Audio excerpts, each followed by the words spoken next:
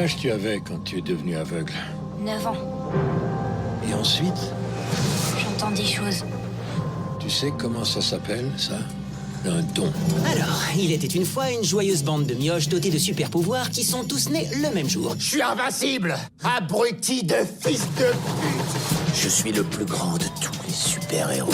Et j'ai le droit de faire absolument tout ce que je veux. Elle ressemblerait presque à une pom-pom girl, avec son visage angélique, sa chevelure blonde coiffée d'un bandeau blanc, son maquillage impeccable. Et puis, il y a ses vêtements. Une cape blanche et dorée, une tenue près du corps aux mêmes couleurs, des bottes jaunes. Stella pourrait être la fille cachée de Wonder Woman. Elle a d'ailleurs des super pouvoirs, tout se passe dans son regard. Elle vient d'en faire la démonstration lors d'un casting pour intégrer le groupe des 7. Je suis née avec des super pouvoirs. Ma mère a toujours trouvé ça génial. Quand j'étais petite, elle m'emmenait dans les concours de beauté pour les super-héroïnes. Mais je détestais ça. Oh, je peux encore sentir l'odeur de la laque. Mais quand j'étais à l'école et qu'on me demandait ce que je voulais faire plus tard, je répondais toujours que ce que je voulais, c'était sauver le monde. Ouais, c'est pour ça que j'ai toujours rêvé de m'émanciper et de faire partie des 7. Le groupe des 7 est une bande de super-héros populaires placés sous l'autorité de leur chef, le Protecteur. À l'exception de Stella, tous gardent leur costume en permanence, signent des autographes et font des selfies à longueur de journée. Mais l'héroïsme a ses limites. Les super-héros de la série The Boys, disponible sur Amazon, sont aussi mesquins, malveillants, violents et méritent d'être combattus. On est en guerre, mais on peut riposter. Avec une armée forte de plusieurs millions de super-héros. Bienvenue dans Seriland, épisode spécial super-héros.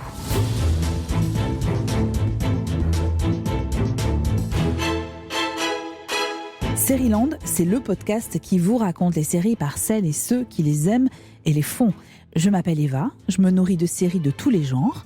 Enfin presque, comme vous j'imagine, nous avons tous une prédilection pour des séries policières, ou romantiques, ou comiques, ou historiques, ou celles portées par des super-héros. Cette dernière catégorie m'a longtemps été étrangère. Et puis ma curiosité l'a emportée, j'ai sauté à pieds joints dans Watchmen, The Boys ou encore Jessica Jones, tout en gardant une affection particulière pour Wonder Woman. Avec mon équipe de Sérivore, Clémence, Clément et notre voix Patrick, on a replongé dans toutes ces histoires de super-héros qui nous racontent à leur façon notre société. À quoi ressemblent les super-héros des séries de la dernière décennie? Quelle est la place des femmes? Ces personnages sont-ils encore animés par la notion de bien et de mal? Y a-t-il une dimension politique dans ces œuvres? Des super questions pour parler de super-héros et 2 super invités pour obtenir des réponses. Sylvain, alias Captain Popcorn, a créé une chaîne YouTube entièrement dédiée aux super-héros. Il aime beaucoup Batman et Watchmen.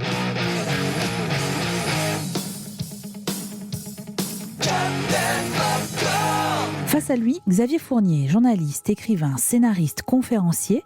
Parmi toutes ses publications, il est l'auteur des Super-héros, une histoire française. Seriland, épisode 5. Avant d'entamer notre conversation, et pour que vous compreniez à qui vous avez affaire, je leur ai posé une petite question personnelle. À quel super-héros ressemble-t-il? Sylvain. C'est très difficile de se dire il y a un super-héros qui me ressemble, c'est un petit peu déjà grosse tête. Donc je vais essayer de répondre un peu physiquement, et je pense que c'est peut-être Reed Richards, Monsieur Fantastique, l'homme élastique. Il est un petit peu grand, assez fin, etc. Il a les tempes qui grisonnent un peu, je commence vaguement, donc voilà. Xavier Fournier. Ah bon, alors si on attaque sur le physique, forcément, moi dans les comics, le personnage qui me ressemble le plus, c'est pas tellement un super-héros, c'est plus le Harvey Bullock, le gros flic de Gotham. Celui dans lequel je sentirais peut-être un trait de similitude, et je tiens à préciser que la plupart des consommateurs, de lecteurs, de spectateurs d'histoires de super-héros ne se prennent pas pour des super-héros et ne croient pas qu'il y a vraiment des gens qui volent. C'est important à être dit. Donc, à aucun moment je me prends vraiment pour un super-héros. Mais je pense que dans Batman, il y a un côté collectionneur. tous ces petits trucs qu'il amasse dans sa Batcave. Et c'est des choses aussi qu'on voyait dans les films de Burton. Et ce type-là collectionne beaucoup de choses. Et par la force des choses, je collectionne pas mal de bandes dessinées et de produits divers. Et donc, je me reconnais un petit peu dans sa collection, plus que dans lui peut-être. Vous avez une immense maison avec des milliers de bandes malheureusement, dessinées. non, malheureusement. Donc j'ai des pièces pratiquement condamnées à cause de ça, mon Dieu. Et Clément, alors Forcément, par l'âge et par le physique, je vais avoir un petit côté, moi, Spider-Man, quoi. J'ai cette fâcheuse tendance qu'il a, lui, à tout désamorcer par une blague, même quand ça devient un peu trop lourd. Donc je vais dire Spider-Man. C'est un classique, mais c'est avec lui que j'ai grandi. C'est lui qui m'a aussi forgé certains traits de caractère. D'accord, alors ça, c'est les super-héros qui vous ressemblent, en tout cas sur certains traits. Mais le super-héros que vous aimeriez être, Sylvain, ce serait lequel ? J'aimerais bien être Thor, en fait. Parce que c'est pas du tout mon super-héros préféré, mais à bien réfléchir, il n'a pas de problèmes familiaux incroyables où il n'a pas perdu ses parents comme 99% des super-héros. Il a encore, plus ou moins, ça dépend des versions, son pays d'origine. Il est immortel, indestructible, hyper puissant, beau gosse, donc Thor. D'accord, bon argument. Xavier Fournier ? Là aussi, c'est compliqué parce que quand même, les origines de la plupart des super-héros, ça compense par la mort de la famille ou de la planète entière. Et donc, je souhaite pas trop ça à mes proches.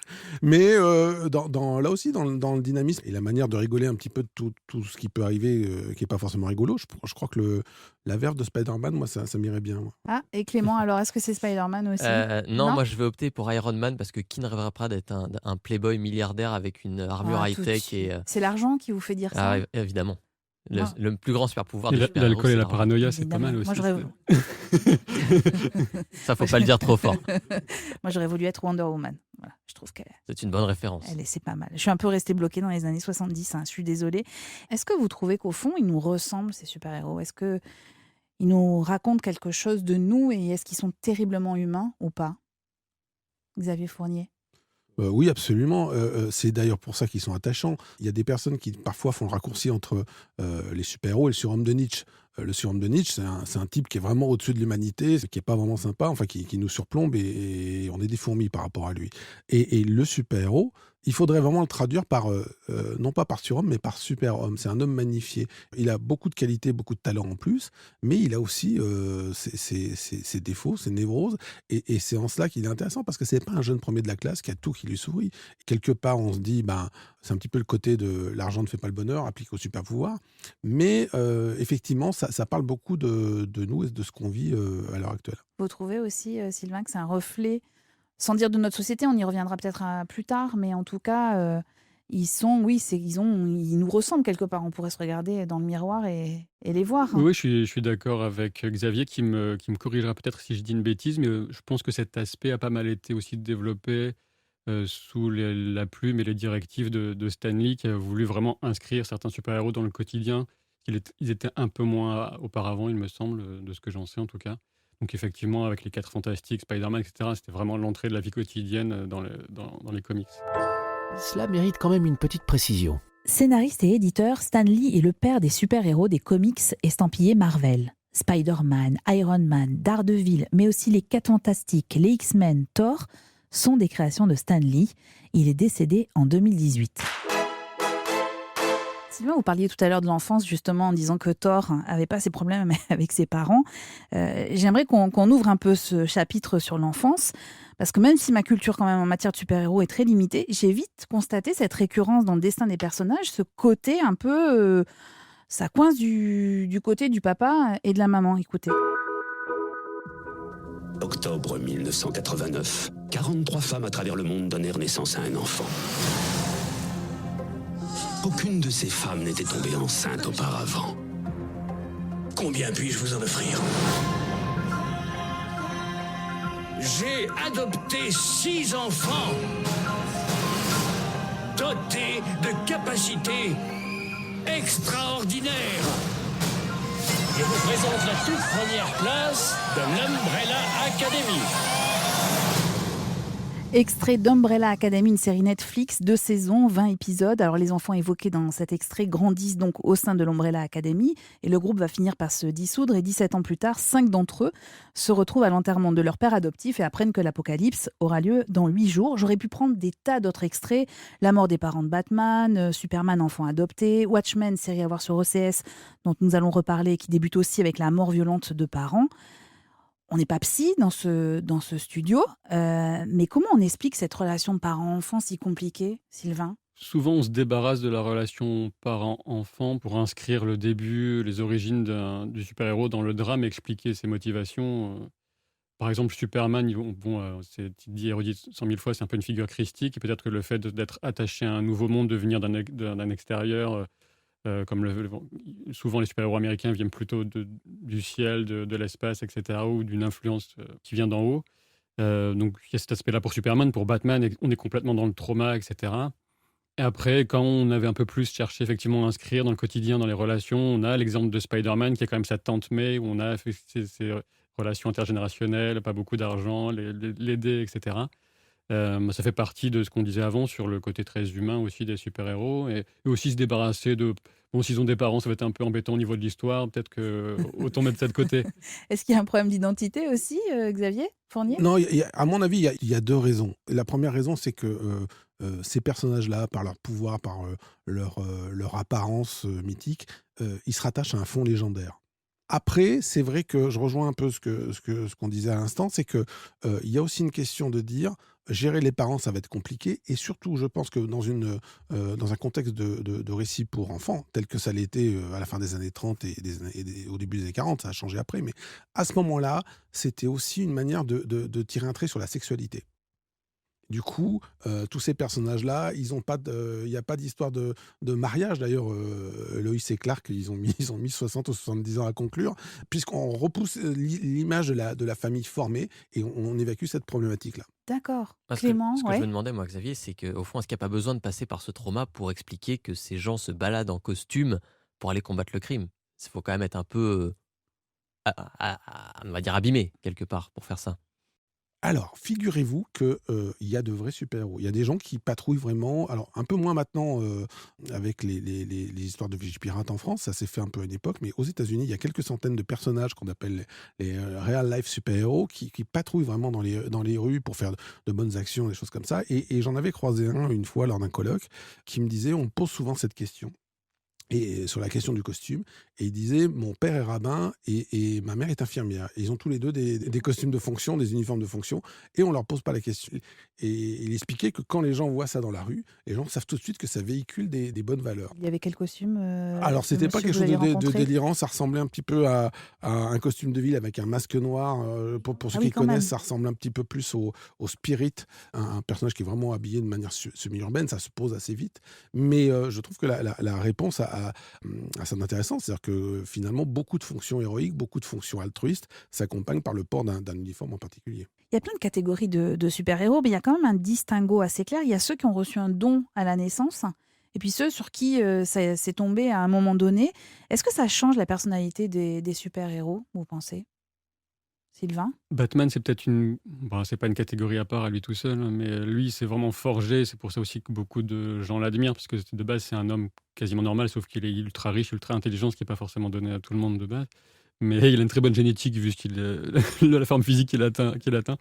Ensuite, oui, j'imagine que ça va forcément impacter leur façon de se comporter par rapport à leur pouvoir, de se penser.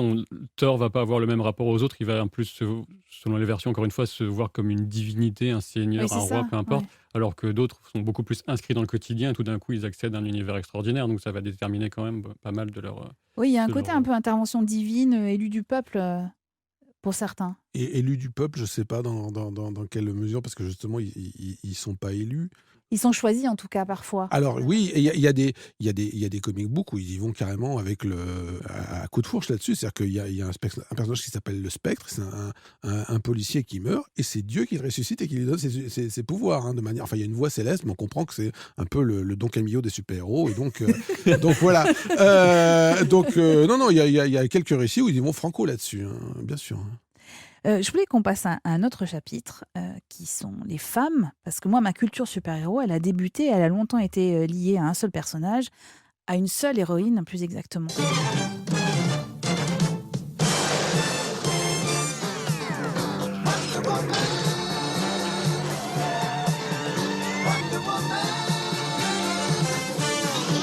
Wonder Woman, super pépette, comme je dis souvent, avec son lasso et son costume à paillettes. Est-ce que dans l'histoire d'abord des super-héros, les femmes ont tout de suite été représentées ou ça arrive beaucoup plus tard, Xavier Fournier? Eh bien, figurez-vous qu'elles existent avant. Si on considère vraiment les super-héros américains des années 30, il y a dans des revues, alors qu'à l'époque, on appelait pudiquement des revues de sœurs masculines. C'était pas des gens qui faisaient du sport, alors je vous laisse imaginer d'où venait la sueur. Oui. Il y avait des espèces de trucs, des feuilleuses, avec des jeunes femmes à super pouvoir qui étaient des extraterrestres, ou qui étaient des produits de la science, et qui, quand elles se battaient, avaient ça de particulier, qu'elles déchiraient leurs vêtements. Oui, qui ne résistaient pas à leur j'imagine force. que ça arrangeait les lecteurs. Donc, Et voilà. donc, il y a dans les années 30, il y a une héroïne qui s'appelle Olga Mesmer, la femme aux yeux rayons X, et qui a été éditée par un type qui, après, était l'éditeur de Superman. Donc, il y a quelques pouvoirs en commun de ce personnage qui ont ressuscité dans Superman. Et il y a une héroïne un peu qui serait le Batman au féminin, qui s'appelait Domino Lady, qui est une femme détective, pareil, des années 30. Et donc, ça existait un peu avant dans des trucs un peu à la marge, et on en a fait des versions un peu plus présentables par la suite. Et dans les séries, Captain Popcorn, l'image de la femme, elle a beaucoup évolué, selon vous, de ce que vous regardez aujourd'hui? C'est le moins qu'on puisse dire, ouais, Ouais. c'est le moins qu'on puisse dire. Heureusement que Xavier est là avec son savoir encyclopédique, parce que moi, j'aurais absolument aucune connaissance de ces personnages féminins qui, pour moi, sont quand même pas mal éclipsés par les grandes têtes d'affiche des super-héros, sont quand même très, très masculines, faut pas se le cacher. Et on sent des évolutions finalement très récentes, avec toutes les évolutions sociales par rapport à la représentation de la femme, etc. Wonder Woman, ça reste de loin la plus connue, donc c'est pas si étonnant que ça d'avoir une porte d'entrée pour vous par rapport à Diana Prince, qui vient de sa formidable île d'Amazon. Alors, quand même une image aussi quand même très sexualisée initialement, hein, de Wonder Woman, avec le lasso, etc., avec des couvertures assez suggestives à son sujet. Mais ça a beaucoup, beaucoup évolué. Enfin, je pense qu'on parlera ensuite de Watchmen ou éventuellement de Jessica Jones, etc. Et ben voilà, la transition est toute trouvée. Vous avez tout à fait raison, parce que c'est en découvrant la série Jessica Jones, qui est à voir sur Netflix, que je me suis aperçue que le physique de la super-héroïne avait changé. On est plus du côté du garçon manqué. Est-ce que c'est une spécificité, Sylvain, ce côté un peu... On masculinise en fait quelque part la femme, ou c'est pour être raccord avec ce qu'on voit dans la société aujourd'hui, la façon dont on représente les femmes d'une façon plus générale dans les séries? Je pense pas qu'on les masculinise, on les désexualise un petit peu, c'est assez différent. Et dans le cas de Jessica Jones, c'est vraiment spécifique aussi à son personnage, à son vécu. Elle n'a pas du tout envie qu'on s'intéresse à elle, etc. Donc elle se protège beaucoup, elle se sent dans son look, elle s'en fout un peu, etc. Donc c'est très, très pratique par rapport à son activité aussi de détective privée. Et, parce que pendant longtemps, comme reboucler ce que je disais avant, comme les costumes féminins étaient hyper suggestifs, les poses, même jusqu'à très récemment sur les affiches de films, il fallait absolument qu'on voit à moitié de profil, à moitié qu'elle se contorsionne, Black Widow sur les affiches, pour qu'on voit à la fois la poitrine et les fesses. Enfin, c'est quand même très drôle quand on analyse un petit peu ce type de représentation.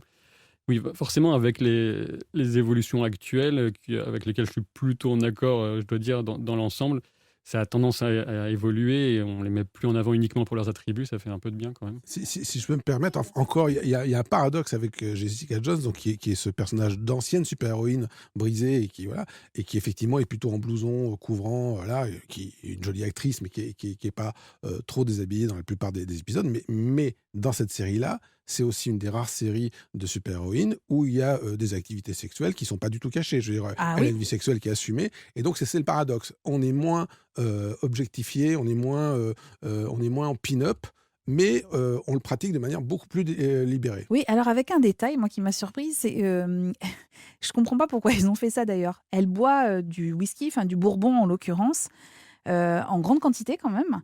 Et je trouvais que c'était un peu caricatural, si vous voulez. Qu'on allait vraiment dans le côté comme on imagine un détective homme en train de rentrer dans son bureau, boire un petit whisky avant de se mettre à faire une enquête. Vous trouvez pas ? Il y a un petit truc qui est... Pourquoi être allé jusque-là ? Parce que clairement, oui, il y a des allusions au roman noir et au roman détective, oui. mais qui sont d'ailleurs déjà à l'origine dans la bande dessinée, où elle boit beaucoup plus que ça encore. Donc, ah bon Ah oui, alors moi j'ai vu que la série et je trouve qu'elle boit déjà beaucoup. Ben oui. Bon, ça la rend d'autant plus sympathique. Je pense qu'ils avaient moins d'argent. Je devrais pas dire ça, mais ils enfin avaient moins voilà. d'argent pour la prod, pour payer les bouteilles, donc ils en ont mis dans la série. Clément. Mais c'est intéressant qu'on parle de Jessica Jones et de ce changement de vision, puisque c'est quand même une femme qui est showrunneuse de cette série et qui s'inscrit peut-être à confirmer, peut-être par Xavier et par Captain Popcorn, par cette vision. Le cinéma Wonder Woman évolue beaucoup en ce moment sous l'influence d'une femme réalisatrice.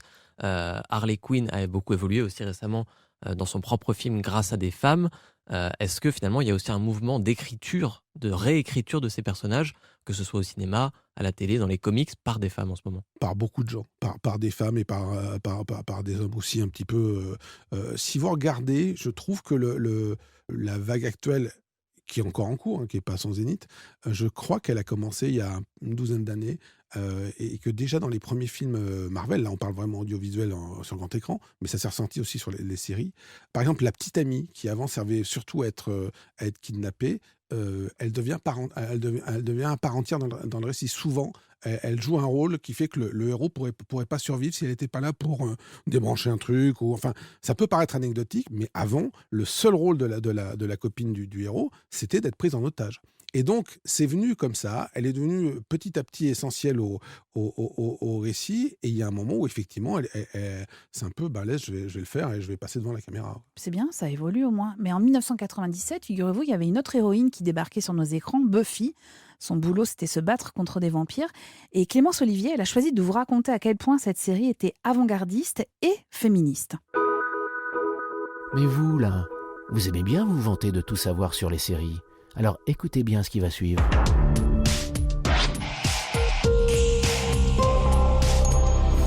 Depuis toujours, il y a une super-héroïne que j'ai mis au-dessus du lot. C'est Buffy, de Buffy contre les vampires.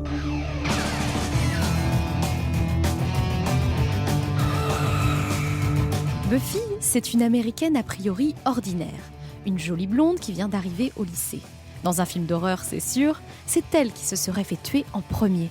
Sauf que Buffy, qu'on a découvert sur nos écrans en 97, n'a rien de la fille naïve qu'il faut sauver. C'est une vraie nana badass et son super pouvoir, c'est de tuer les vampires. À chaque génération, il y a une élue. Seule, elle devra affronter les vampires, les démons et les forces de l'ombre. Elle s'appelle Buffy. Cette série, elle est à part. Elle ne fait pas que démonter le stéréotype de la jeune fille fragile, c'est aussi une fiction en avance sur son époque. Pourquoi ?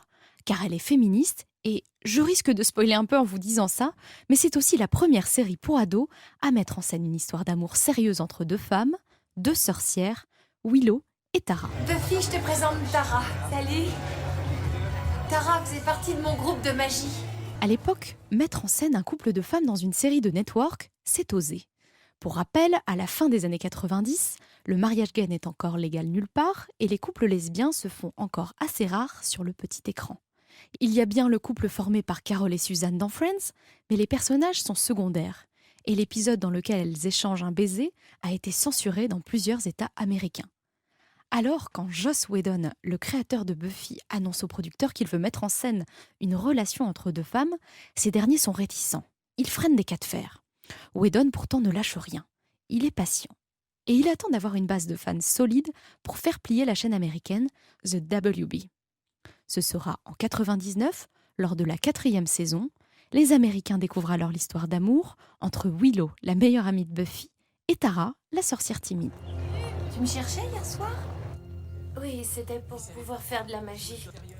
Je t'avais déjà remarqué dans le groupe de sorcières. Mais dans cette saison, il ne montre rien. Il suggère. Pas de baiser, aucun rapprochement physique, juste des allusions.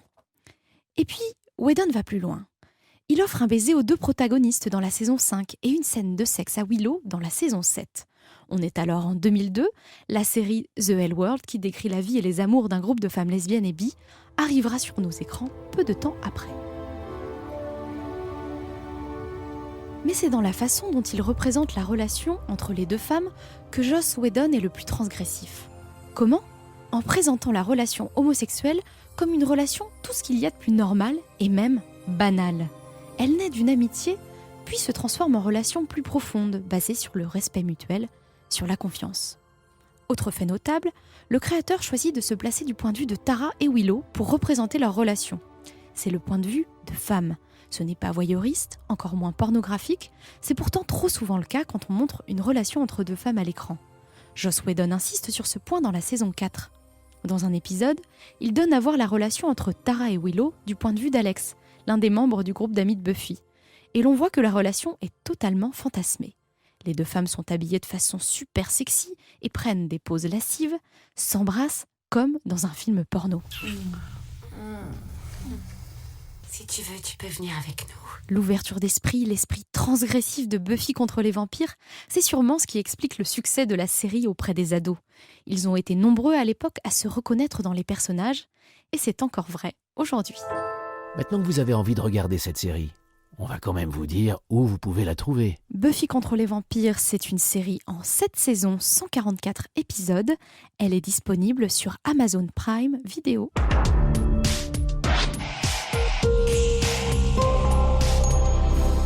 Xavier Fournier, est-ce que les scènes de sexe ont changé aussi dans les films de super-héros, dans les séries de super-héros? Les scènes de sexe ont changé dans toutes les séries télé, et qu'on parlait de séries comme L-Word ou des choses comme ça. On montre beaucoup plus de choses qu'à un moment. Il faut toujours se méfier de ce côté-là, non pas de montrer des choses, mais je pense pas qu'on est forcément arrivé. Je pense que ça peut repartir aussi vite que c'est arrivé. Il y a des reflux, des choses comme ça. Ne serait-ce que, pour en revenir un peu à sujet des super-héros, je vois bien qu'il y a des choses qui sont pratiquées, qui étaient par exemple très féministes à une époque, et qui ont complètement disparu du truc, et qui sont revenus 20 ou 25 ans plus tard, et on dit c'est un progrès. Bah non, c'est un retour à un truc qui existait déjà 20 ou 25 ans. Et on peut le dire déjà avec Buffy, c'est-à-dire qu'il y a aujourd'hui des nouvelles œuvres qui font des choses que Buffy faisait avant. On dit c'est un progrès. Oui, c'est bien qu'elle le fasse, parce que mais ça existait déjà. Ça serait pire que tout. Mais ça existait déjà. Et je pense qu'il y a une espèce de progrès à constant qui fait qu'il faut se méfier un peu du surplace, quoi. Alors, en essayant de comprendre pourquoi cet univers des super-héros m'était assez étranger, j'ai réalisé en fait qu'il y avait une chose qui m'agaçait dans toutes ces histoires. C'était le bien et le mal, les gentils et les méchants. Pour moi, c'était un peu trop binaire, trop simpliste. Et là, j'ai comme l'impression que vous allez me dire que je n'ai absolument rien compris aux histoires de super-héros, Sylvain. Pas forcément, non, parce que je pense ça dépend. Après, dans ce qu'on appelle l'âge d'or des comics, c'était complètement les gentils contre les méchants. Enfin, c'était même utilisé à des fins de propagande, etc. Donc, c'était assez clair. Au fur et à mesure qu'on va aller vers des récits qui sont plus destinés pas forcément qu'aux adultes, mais dans lesquels il y a un peu plus de complexité, forcément, on va voir des lignes plus grises de moralité. On va vers des séries, de manière générale, des histoires de plus en plus complexes, approfondies, etc. C'est normal que ça se ressente dans les séries de super-héros aussi. Les gens seraient un peu réfractaires, sans doute, que ce soit que gentil contre méchant, même si sur certaines séries, on peut encore la voir, quoi. Alors, j'aimerais qu'on écoute un extrait d'une formidable série, Watchmen. Watchmen, c'est 9 épisodes à découvrir sur OCS. C'est très difficile à résumer, je trouve, pour donner un peu tout le ressenti de cette série. Mais en gros, il y a un groupe de suprématistes blancs qui a attaqué des policiers et leurs familles. Et depuis, les forces de l'ordre protègent leur identité en portant un masque. Toute ressemblance, évidemment, avec une situation vécue actuellement serait fortuite. Mais en attendant, quelques années après cette attaque, les tensions se font de nouveau sentir. Et quand un super-héros côté flic interroge un homme soupçonné d'appartenir au clan des suprématistes, ça donne ça. Vous habitez à Tulsa depuis quand ? Ça doit faire un peu plus de 5 ans. 6 ans, ça fait presque 6 ans. Qu'avez-vous pris au petit-déj ce matin ? Des céréales, je crois.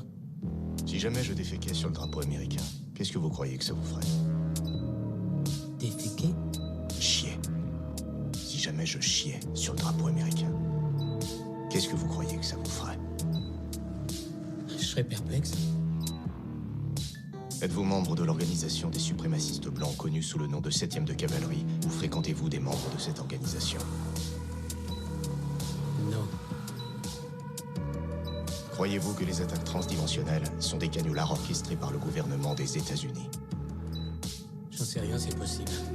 Êtes-vous membre de l'organisation des suprémacistes blancs connus sous le nom de 7e de cavalerie, ou fréquentez-vous des membres de cette organisation ?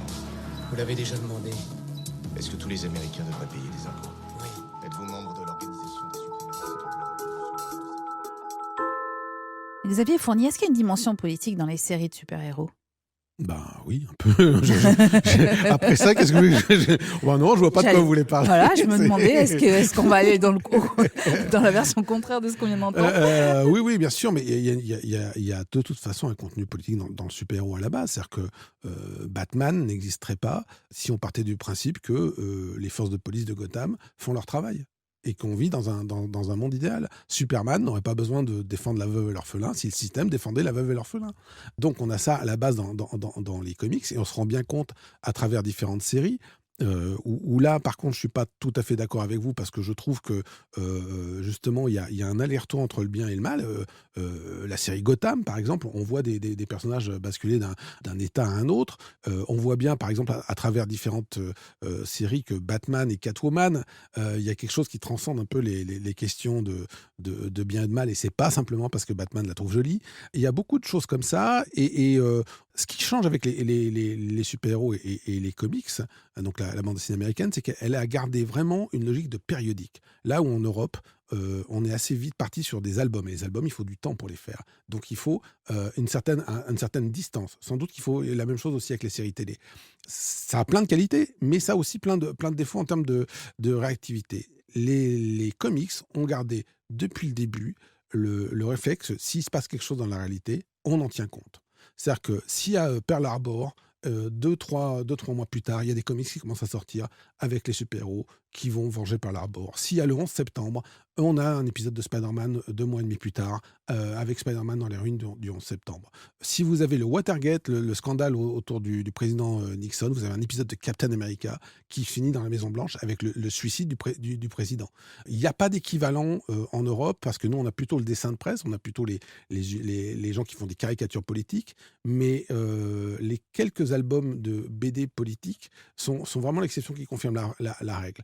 Alors qu'aux États-Unis, à travers les comics, mais aussi les séries télé, puisqu'on a pu le voir avec cette série excellente de Watchmen, on est dans la parabole.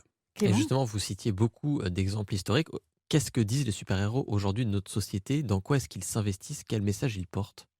Progressiste, conservateur, droite, gauche?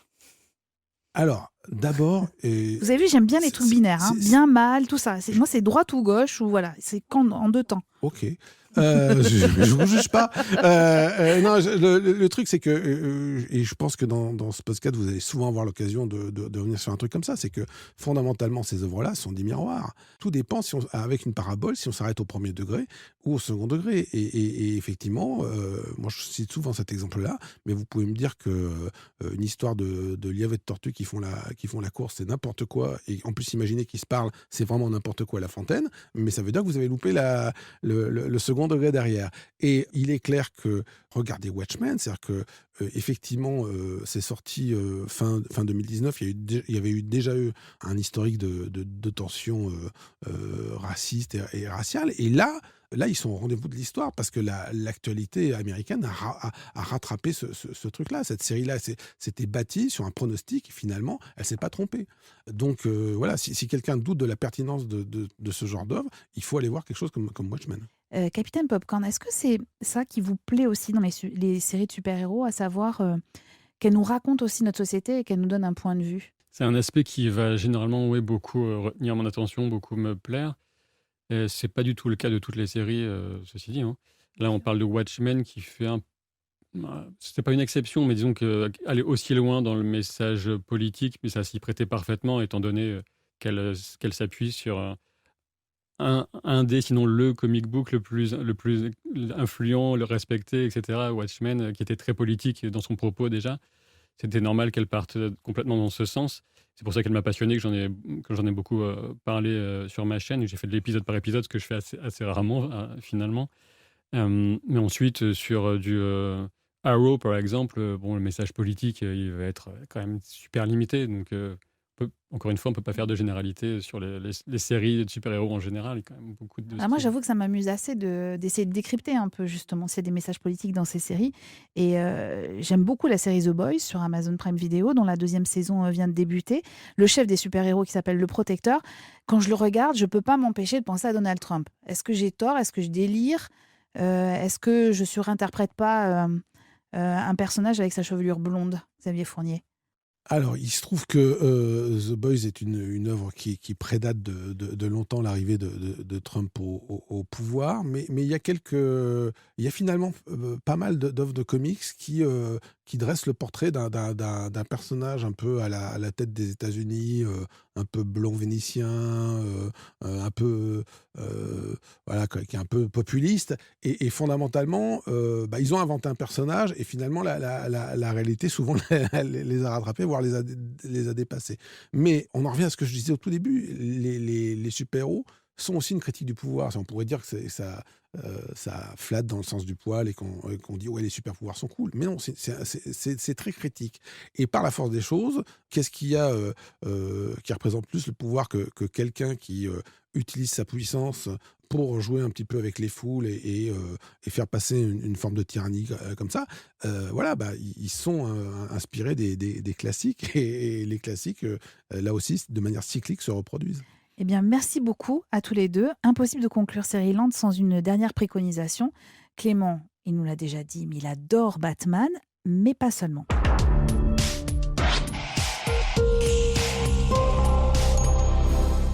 Serial vous recommande. J'aurais pu, par facilité, choisir une série de super-héros. Il y en a pléthore aujourd'hui, on en a beaucoup parlé, mais The Boys n'est pas une série de super-héros comme les autres. J'ai donc opté pour un autre regard décalé sur cet univers très riche. Je vous recommande donc de jeter un œil à Gotham, une série diffusée entre 2014 et 2019, non sans défaut, mais qui m'a agréablement surpris.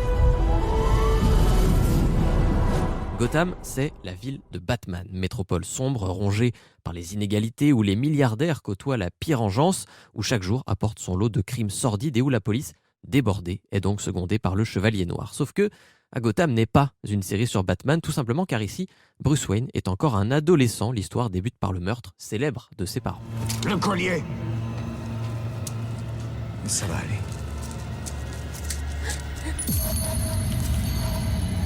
Restons calmes.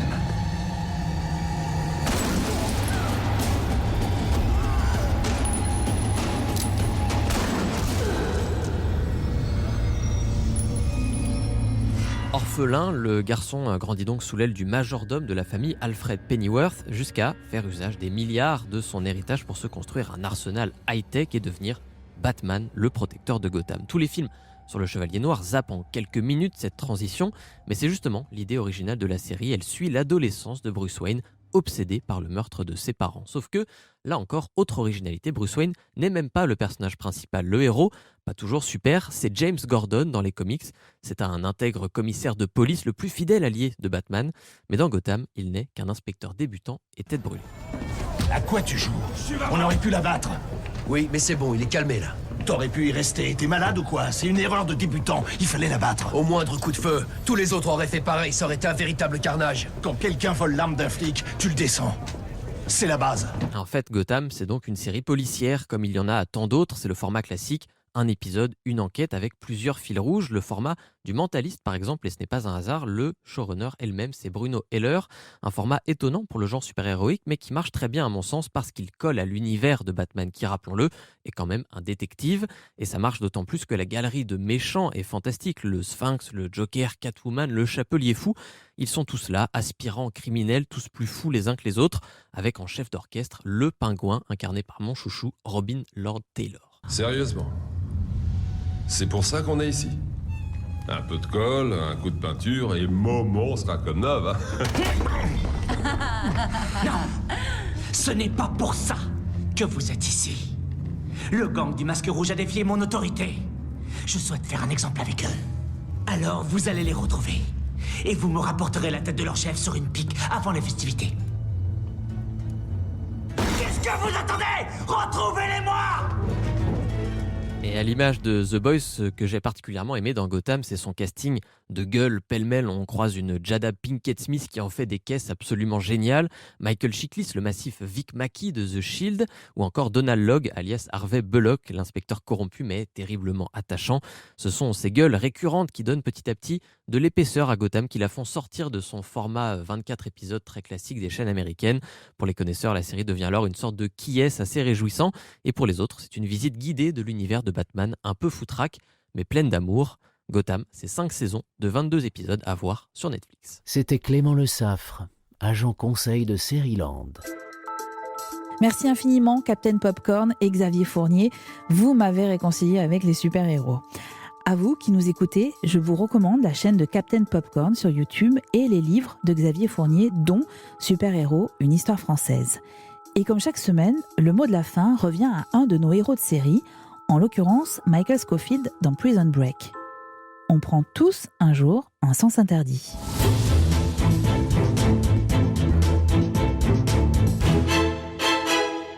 Dans le prochain épisode de Seriland, nous plongerons dans l'histoire de ces super-héros avec Xavier Fournier.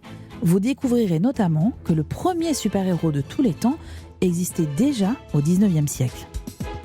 Seriland est un podcast d'Europe 1 Studio, produit par Mafé, Adèle Ponticelli, réalisé par Christophe Pierrot et préparé en coulisses par Clémence Olivier, avec le soutien inconditionnel cette semaine de Clément Le Saffre. Si cet épisode vous a plu, écoutez le prochain qui arrive très vite. Et surtout, parlez-en autour de vous, commentez, faites-nous part de vos retours, de vos séries préférées. Je vous attends notamment sur le groupe Facebook de Seriland. Partagez avec nous votre enthousiasme, mais attention, dans Seriland, il y a une règle et une seule, pas de spoil. Et puis abonnez-vous, comme ça on ne se quittera plus.